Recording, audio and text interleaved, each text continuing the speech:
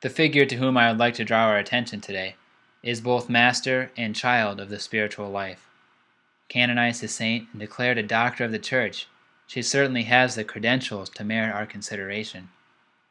It is in her littleness, however, that we find her greatness. For those of you who may know very little about Thérèse, she was born in the northern French town of Alençon during the late 1800s. She grew up as the youngest of 5 daughters of Louis and Zélie Martin, 2 devout Catholics who had both aspired to the religious life and had been turned away. Not surprisingly, the family that began to form around them was steeped in faith, popular piety, and love of God. When little Thérèse was 5 years old, her mother passed away. Her father relocated the family to the town of Lisieux, where Thérèse would live for the rest of her life. As she continued to grow up, she began to long for a desert place where she could go away and love Jesus with all her heart. As her oldest sisters, one by one, began to enter the Carmelite convent in Lisieux, she heard back from them that they had found that place. She grew increasingly restless, and at the age of 14 she began trying to enter the convent.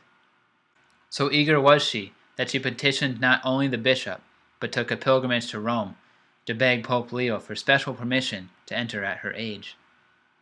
Eventually, her requests were granted, and she became a Carmelite at the age of 15. She passed her time well in the convent, being assigned to various small tasks, and eventually, after passing through the novitiate, she was given the task of assisting with the formation of the new novices. After only a few years in the convent, she contracted tuberculosis and suffered a prolonged illness and death at the age of only 24. During her last years in the Carmel, Thérèse had written a number of beautiful poems, a few plays, many letters, and most prominently her own autobiography, written under obedience. It is through these writings, as well as the testimony of her sisters, that the extraordinariness of her life and spirituality came to be known. Unremarkable in life, she became a superstar after death.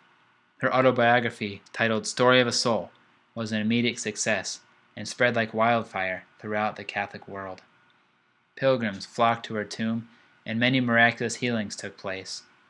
She was commended by popes and canonized a saint within 30 years of her death. What was it about this simple woman that has captivated so many?